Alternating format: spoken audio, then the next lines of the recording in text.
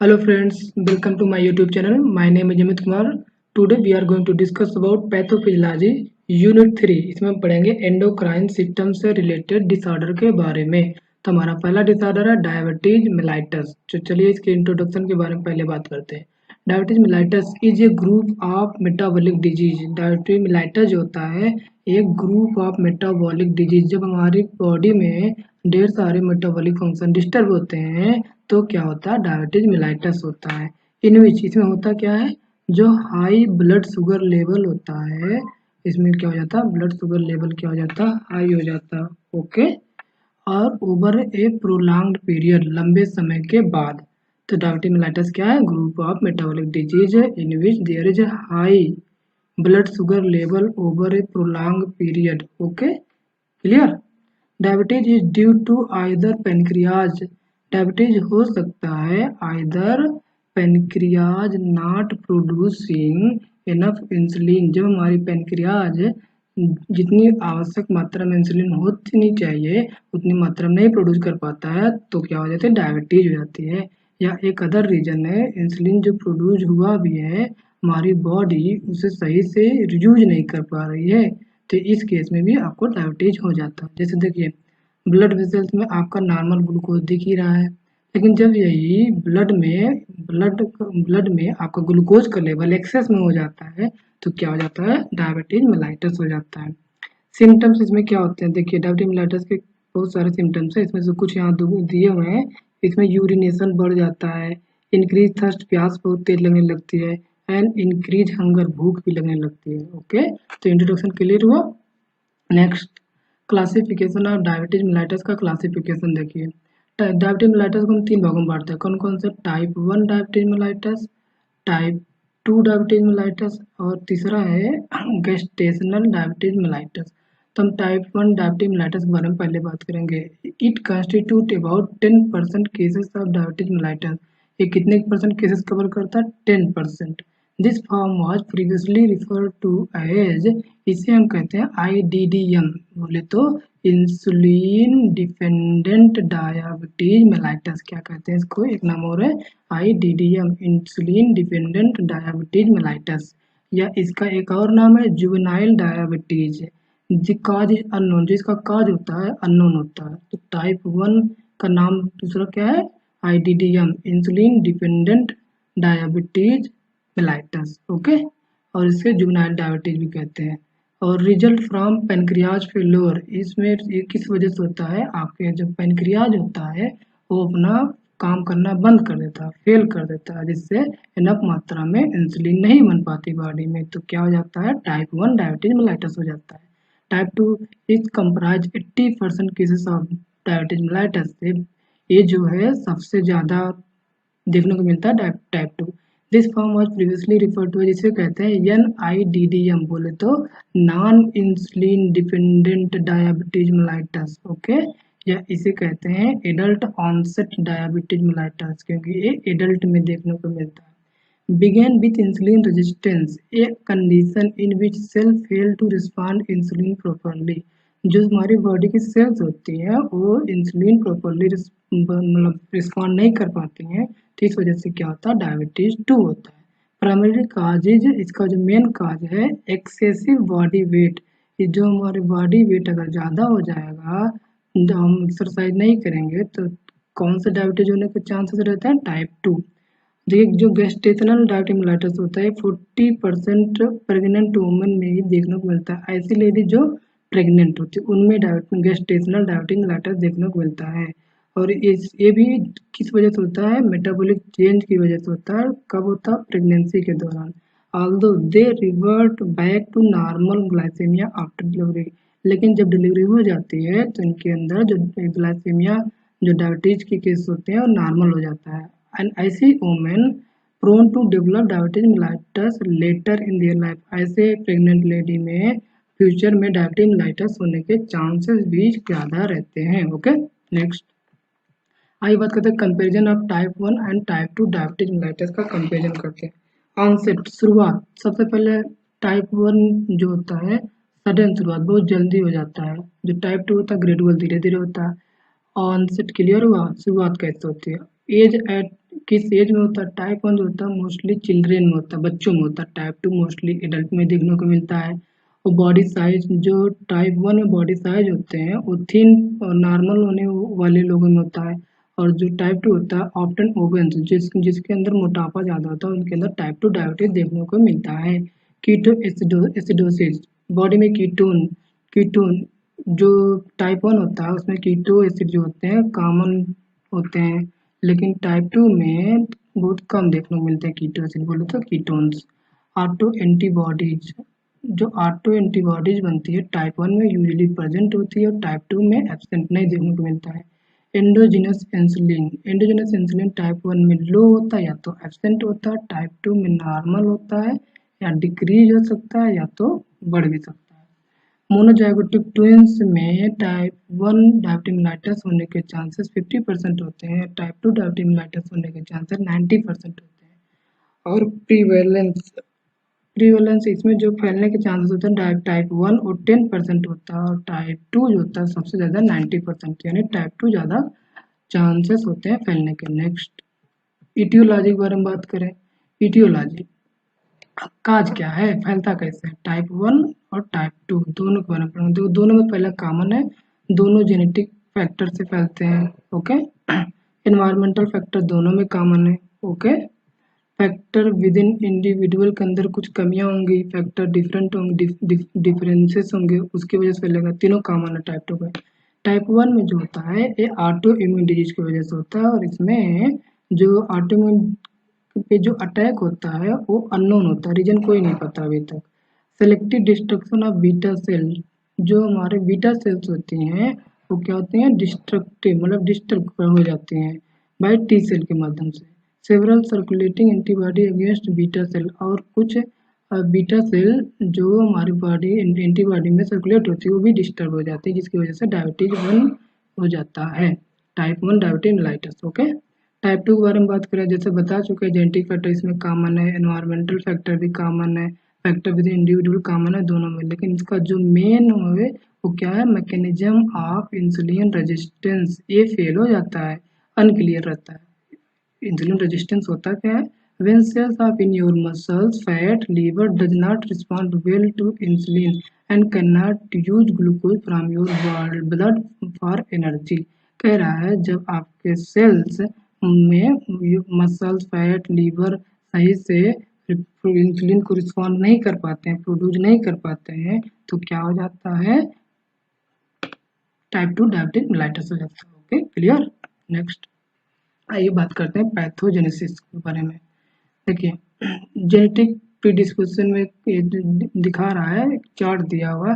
Genetic में क्या होता है, जो ये चल्ले होता है, ये चल्ले आपका क्या होता है, ये चल्ले ह्यूमन ल्यूकोसाइट एंटीजन होता है। ये चल्ले क्या होता है, ह्यूमन ल्यूकोसाइट एंटीजन होता है।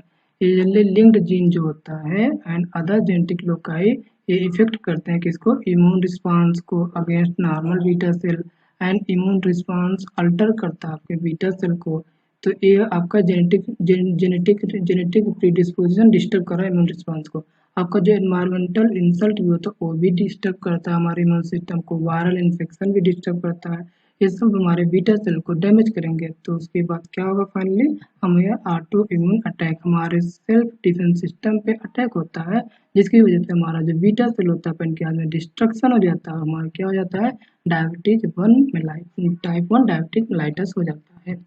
आइए कुछ इंपॉर्टेंट पॉइंट के बारे में देख लेते हैं। Type 1 diabetes mellitus partly inherited होता है विथ मल्टीपल जीन इंक्लूडिंग, जैसा कि हम बता चुके हैं, कौन सा जीन, या चले ह्यूमन ल्यूकोसाइट एंटीजन जीनोटाइप।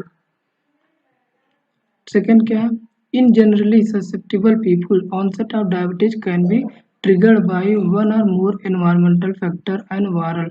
वही बता रहा है कि जो वायरल और एनवायरमेंटल फैक्टर भी हमारे जो इम्यून सिस्टम को इफेक्ट डालते हैं।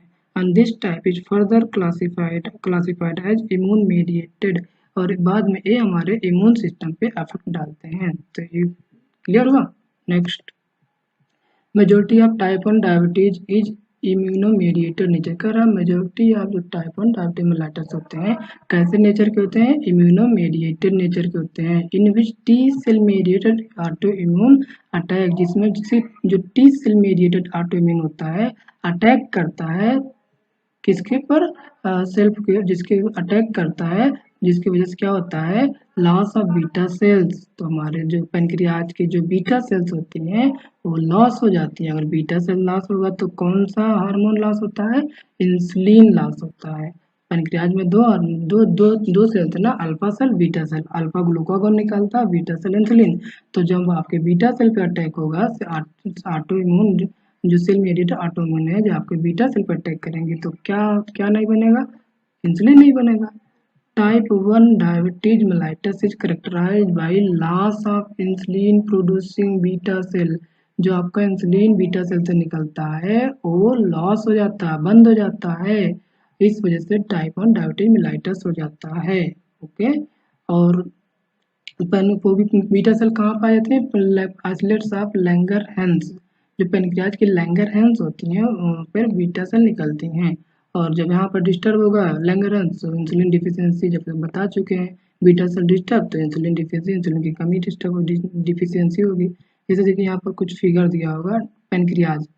पेनक्रियाज में देखिए आपका दो दो चीजें होती है, एंडोक्राइन टिश्यू और एक्सोक्राइन टिश्यू। क्लियर। तो आपके इसी एंडोक्राइन टिश्यू में देखिए, जिसको दो पार्ट में बांट दे रहे हैं, दी आइसोलेट, आपका आइसोलेट दिखा। इसमें जो देखिए तीन चीजें पर तीन सेल्स पाए जाते हैं, अल्फा सेल, बीटा सेल और डेल्टा सेल। तो ये जो बीटा सेल होती है ये किसे कंट्रोल करती हैं, आपके इंसुलिन को कंट्रोल करती है। तो यही डिस्टर्ब होती है बीटा सेल। आइए नेक्स्ट पार्ट बात करते हैं। Lower glucose level result in decrease insulin release.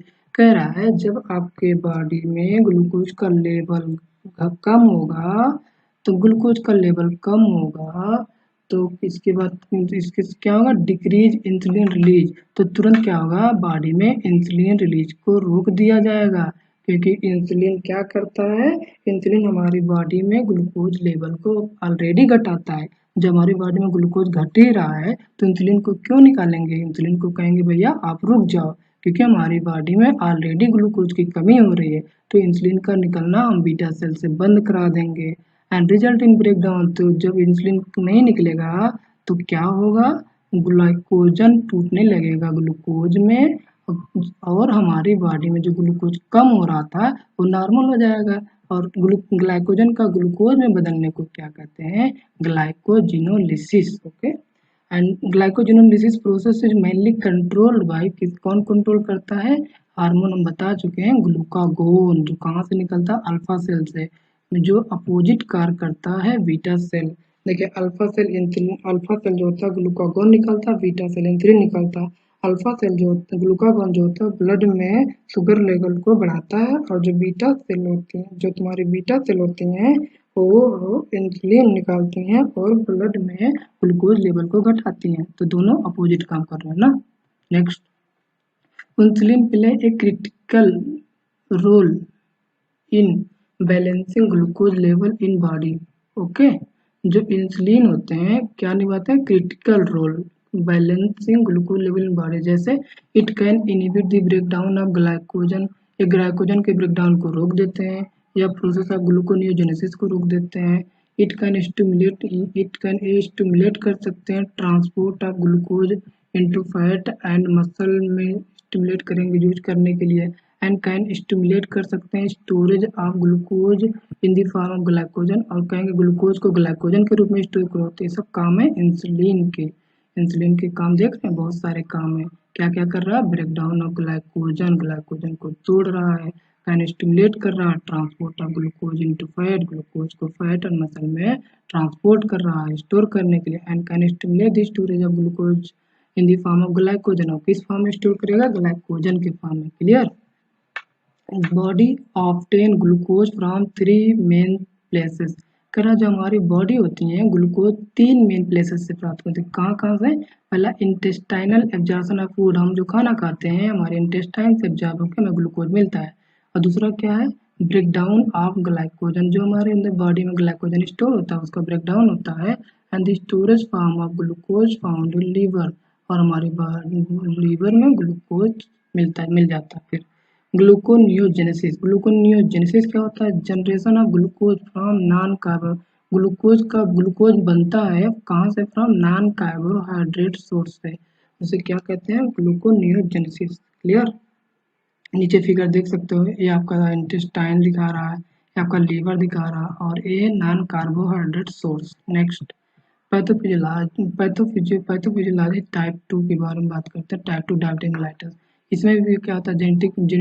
Gene में डिस्टर्ब होगा तो क्या होगा? इनसफिशियंट इंसुलिन प्रोडक्शन, सही से इंसुलिन प्रोडक्शन हो नहीं पाएगा, इंसुलिन रेजिस्टेंस डिस्टर्ब होगा। एनवायरमेंटल फैक्टर भी यही करेगा, आपका इंसुलिन रेजिस्टेंस को डिस्टर्ब करेगा। जब इंसुलिन रेजिस्टेंस डिस्टर्ब हो जाएगा तो increase in glucose synthesis, glucose की सिंथेसिस इंक्रीज हो जाएगी। And persistently high level of blood glucose, blood में ग्लूकोज का लेवल हाई हो जाएगा। जब ब्लड में ग्लूकोज का लेवल हाई हो जाएगा तो आपको diabetes two mellitus type 2 diabetes mellitus हो जाएगा। आइए इसके कुछ इंपॉर्टेंट पॉइंट के बारे में बात करते हैं। देखिए, type 2 diabetes mellitus is due to primarily कैसे होता है? Lifestyle factor and genetic factor की वजह से होता है। A number of lifestyle factors are known to important to the development of type 2 diabetes mellitus। कह रहा है कुछ important फैक्टर है जो डायबिटीज मेलाइटस को करवाते हैं। कौन कौन से? ओबेसिटी, मोटापा, ज़्यादा मोटापा भी डायबिटीज मेलाइटस का कारण हो सकता है। लैक ऑफ फिजिकल एक्टिविटी, आप ज़्यादा एक्सरसाइज कम करेंगे तो आपको डायबिटीज मेलाइटस हो जाएगा। पुअर डाइट, सही से आप खाना नहीं खाएंगे तो आपको डायबिटीज मेलाइटस हो जाएगा। स्ट्रेस, ज़्यादा टेंशन लेंगे तो आपको डायबिटीज मेलाइटस होने के चांस रहते हैं।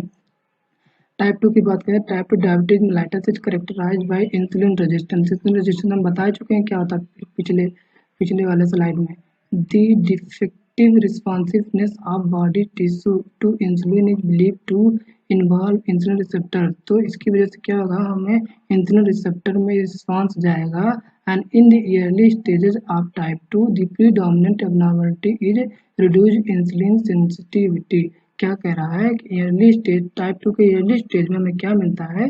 प्रीडोमिनेंट एबनॉर्मलिटी, पहले से कुछ एबनॉर्मलिटी देखने मिलती है जो रिड्यूस करती हैं इंसुलिन सेंसिटिविटी को। Okay, next, dietary factor also influence the risk of developing type 2 diabetes mellitus such as.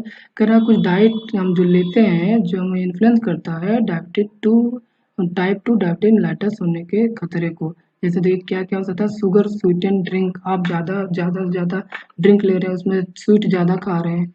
Type of fat in diet, आप किस प्रकार का फैट अपनी डाइट में ले रहे हैं? देखो, दो प्रकार के फैट होते हैं, एक होता है सेचुरेटेड फैट या जिसे कहते हैं ट्रांस फैटी एसिड। ये क्या करता है? इंक्रीज द रिस्क, आपके टाइप 2 डायबिटीज मेलाइटस के होने के चांस को बढ़ा देता है। और आपका जो पॉली अनसेचुरेटेड या मोनो अनसेचुरेटेड फैट होता है, ये क्या करता है? डिक्रीज द रिस्क को घटाता है। तो इसलिए आप कैसा फैट खाएंगे? पॉली अनसेचुरेटेड फैट खाइएगा। ईटिंग, नेक्स्ट क्या? Eating lots of white rice, आप ज़्यादा से ज़्यादा मात्रा में राइस खा रहे हैं, वाइट राइस खा रहे हैं। एंड आल्सो में एक भी क्या करता है? इंक्रीज करता है रिस्क ऑफ डायबिटीज को। ये lack of exercise believe to causes 7% of cases. अगर आप एक्सरसाइज नहीं करते हैं तो 7% केसेस होते हैं जिसमें आप एक्सरसाइज ना होने की वजह से टाइप 2 डायबिटीज मेलाइटस होने के चांसेस रहते हैं। साइन एंड सिम्टम्स की बात की जाए, the classic symptoms of untreated diabetes are weight loss, इसमें क्या होता है? वेट लॉस होता है। पॉलीयूरिया, इंक्रीज यूरिनेशन, आपको यूरिन बार बार जाएंगे। पॉलीडिस्पिया, इंक्रीज थर्स्ट, आपको प्यास बार बार लगेगी। पॉलीफैगिया, इंक्रीज हंगर, आपको भूख बार बार लगेगी। In addition they also include, इसके अलावा ब्लड विजन, सही से दिखेगा नहीं, हेडेक होगा, सर दर्द होगा, फैटिग होगा, थकावट होगी, स्लो हीलिंग, आपके अंदर जो कट होने के चांस ज़्यादा होंगे। इची स्किन में भी कुछ लाट ज़्यादा होगी। Okay, next, complication. इसके कॉम्प्लिकेशन, शॉर्ट टर्म कॉम्प्लिकेशन, दो कॉम्प्लिकेशन, शॉर्ट टर्म कॉम्प्लिकेशन होता है, एक लॉन्ग टर्म कॉम्प्लिकेशन होता है। शॉर्ट टर्म कॉम्प्लिकेशन होता है डायबिटीज कीटोएसिडोसिस, नॉन कीटो हाइपर ऑस्मोलर कोमा या डेथ। तीसरा है हाइपोग्लाइसीमिया। डायबिटीज कीटोएसिड में क्या होता है? इट इज सीरियस कॉम्प्लिकेशन होता है diabetes that occur when your body produce high concentration of keto bodies। जब आपकी बॉडी में कीटोन बॉडी ज़्यादा मात्रा में बनने लगती है तो क्या आपके अंदर कैसा हो? डायबिटीज होता है, डायबिटीज कीटोएसिडोसिस हो जाता है। नॉन कीटोटिक हाइपर ऑस्मोलर क्या होता है? Dangerous condition resulting from severe dehydration. जब आपके बॉडी में लगातार डिहाइड्रेशन होता है तो कंटिन्यूअस किस वजह से होता है? कंटिन्यूअस लॉस ऑफ ग्लूकोज, लगातार यूरिन में ग्लूकोज निकलेगा तो आपको इंसुलिन शॉक या इंसुलिन डेथ या non ketotic hyper osmolar coma या डेथ हो सकता है। ओके। हाइपोग्लाइसीमिया क्या होता है? Low blood sugar. जब आपके ब्लड में शुगर लेवल कम हो जाता है तो क्या होता है? हाइपोग्लाइसीमिया हो जाता है। लॉन्ग टर्म कॉम्प्लिकेशन में 6 चीजें आती हैं। कौन कौन से? Atherosclerosis, diabetes nephropathy, diabetic neuropathy, चौथा डायबिटिक रेटिनोपैथी, डायबिटीज माइक्रोएंजियोपैथी और छठवां इन्फेक्शन। चलो आज बात करते हैं एथेरोस्क्लेरोसिस क्या होता है। About 75% of death of diabetes are due to coronary artery disease. कह रहा लगभग 75% डेथ होता है जो डायबिटीज पैथन का, किसकी वजह से होता है? एथेरोस्क्लेरोसिस, जिसका दूसरा नाम है कोरोनरी आर्टरी डिजीज। इसमें क्या होता है? जो आपके ब्लड वेसल्स होते हैं उसमें deposition of calcium fat cholesterol का वजह से होता है, जिसमें ब्लड वेसल चोक हो जाती है और आदमी की डेथ हो जाती है। दूसरा क्या? Diabetic nephropathy. इसमें क्या होता है? किडनी डैमेज हो जाती है, उसे कहते हैं डायबिटिक नेफ्रोपैथी। इसमें क्या, इससे क्या हो जाता है? टिश्यू स्कैरिंग हो जाता है, यूरिन प्रोटीन लॉस होने लगता है and eventually chronic kidney disease हो जाता है। Some time dialysis and kidney transplant की आवश्यकता पड़ भी सकती है। तीसरा क्या है? डायबिटिक न्यूरोपैथी का होता है। इसमें क्या होता है? हमारा जो नर्व्स बॉडी के जो नर्व होते हैं वो डिस्टर्ब हो जाते हैं और इसे क्या कहते हैं? Diabetic neuropathy. Most common complication of diabetic का सबसे मोस्ट कॉमन कौन कॉम्प्लिकेशन होता है? डायबिटिक न्यूरोपैथी होता है। चौथा क्या? Diabetic retinopathy. इसमें क्या होता है? नाम है रेटिनो। रेटिना कहाँ पाएगा? आंखों में। तो इसमें क्या डैमेज होगा? आपका आई डैमेज होता है एंड नोन टू, इसीलिए इसे कहते हैं डायबिटिक रेटिनोपैथी। इसमें कहता है damage to blood vessels in retina of eye. आंख में जो रेटिना होता है उसमें ब्लड वेसल डैमेज होते हैं and can result in gradual vision loss. और इसे कहता है हमारा विजन देखने में हमें दिक्कत आती है, ब्लाइंडनेस, अंधे भी हो सकते हैं। डायबिटीज माइक्रोएंजियोपैथी। इसमें क्या होता है? एबनॉर्मल स्मॉल ब्लड वेसल, जो हमारी ब्लड वेसल होती है वो एबनॉर्मल हो जाती हैं। ओके। नेक्स्ट, डायग्नोसिस के बारे में बात करें। Diagnosis of diabetes mellitus can be made based on the laboratory test. किसके आधार पर कर सकते हैं? लेबोरेटरी टेस्ट के आधार पर कर सकते हैं। इसमें 3 टेस्ट करते हैं, urine test, single blood sugar estimation, oral glucose tolerance test, जिसे कहते हैं oral GTT। Okay. Urine test में क्या करते हैं? प्रेजेंस, अगर आपके यूरिन में ग्लूकोज आ रहा है तो ग्लाइकोसूरिया आपको हो गया है। अगर आपके यूरिन में कीटोन आ रहा है तो आपके अंदर कीटोन्यूरिया हो गया है। सिंगल ब्लड शुगर एस्टिमेशन कहते हैं फास्टिंग प्लाज्मा ग्लूकोज लेवल आपका ग्रेटर देन या इक्वल टू 7 मिलीमोल पर लीटर होना चाहिए या 126 मिलीग्राम पर DL होना चाहिए। अगर इतना हुआ तो क्या हो जाएगा? Presence of diabetes. तो आपको इंडिकेट करेगा कि आपके अंदर डायबिटीज हुआ है। ओरल ग्लूकोज टॉलरेंस टेस्ट में क्या होता है? पैसेंट इसमें 3 चीज़, पैसेंट स्टेटस देखेंगे, प्लाज्मा ग्लूकोज वैल्यू देखेंगे, उसके बाद बता देंगे हम कि पैसेंट को डायबिटीज हुआ है कि नहीं हुआ है। अगर फास्टिंग वैल्यू यानी बिफोर टेस्ट के पहले अगर उसकी वैल्यू है अंडर 6 मिलीमोल पर लीटर तो पीपल को विदाउट डायबिटीज, उसको डायबिटीज नहीं हुआ है। एट 2 आवर, 2 घंटे के बाद अगर उसकी वैल्यू आती है 7.2 मिलीमोल पर लीटर तब भी डायबिटीज नहीं हुआ है। फास्टिंग वैल्यू अगर बिफोर टेस्ट पे 6 to 7 मिलीमोल आता है तो people with impaired glucose tolerance, तो उसको ग्लूकोज टॉलरेंस थोड़ी बहुत मात्रा में IGT केस देखने को मिलेगा। आफ्टर 2 आवर के बाद अगर इसकी वैल्यू 7.9 टू वो 11 मिलीमोल पर लीटर है तब भी इसके अंदर IGT केस देखने को मिलेगा। अगर फास्टिंग वैल्यू बिफोर टेस्ट के ओवर 7 मिलीमोल पर लीटर जाता है तो पक्का उसके अंदर डायबिटीज लेवल है, डायबिटीज केस है। और 2 घंटे एट 2 आवर तो अगर तब भी ओवर 11 मिलीमोल पर लीटर जाता है तब भी डायबिटीज उसके अंदर है। ओके। प्लान ऑफ ट्रीटमेंट के बारे में बात करते हैं। 3 तरह के ट्रीटमेंट कर सकते हैं। लाइफ स्टाइल अपनी सही करिए, तीसरा मेडिसिन यूज करिए और तीसरा सर्जरी। चलिए लाइफ स्टाइल में क्या होता है? आप गुड न्यूट्रिशन, अच्छा खाना पीना खाइए, अच्छी जगह रहिए, रेगुलर एक्सरसाइज, रोज सुबह एक्सरसाइज करिए and diet control to maintain blood pressure. और आप ऐसा डाइट खाइए जिसमें ब्लड प्रेशर बढ़ने के चांसेस कम रहे। ओके। मेडिकेशन में ड्रग इंप्रूविंग इंसुलिन अवेलेबिलिटी के आधार पर 3 प्रकार के हम ड्रग्स यूज करते हैं, exogenous insulin, sulfonylureas and meglitinide. ये दोनों एक ग्रुप्स क्लास होती हैं ड्रग्स की। ओके। एक्सोजीनस इंसुलिन में हम आइसोफेन यूज करते हैं, प्रोटामाइन यूज करते हैं, जिंक इंसुलिन यूज करते हैं। और सल्फोनिल यूरिएज में हम टॉलब्यूटामाइड यूज करते हैं। क्या? टॉलब्यूटामाइड यूज करते हैं, क्लोरोप्रोपामाइड यूज करते हैं और ग्लिम्प्राइड यूज करते हैं। क्या यूज करते हैं? ग्लिम्प्राइड यूज करते हैं। ओके, और मैग्लेटिनाइड में हम यूज करते हैं रेफाग्लिनिड। क्या करते हैं? रेफाग्लिनाइड यूज करते हैं। क्या यूज करते हैं? रेफाग्लिनाइड यूज करते हैं। और दूसरा ड्रग्स का नाम है नेटग्लिनाइड। क्या है? नेटग्लिनाइड। और सर्जरी में क्या करते हैं? पेनक्रियाज ट्रांसप्लांट करा सकते हो आप, किडनी ट्रांसप्लांट कर सकते हो, वेट लॉस सर्जरी करा सकते हो। ओके, तो ये हुए आपके प्लांट ऑफ ट्रीटमेंट के बारे में। तो this is lots about diabetes mellitus. Okay, thank you.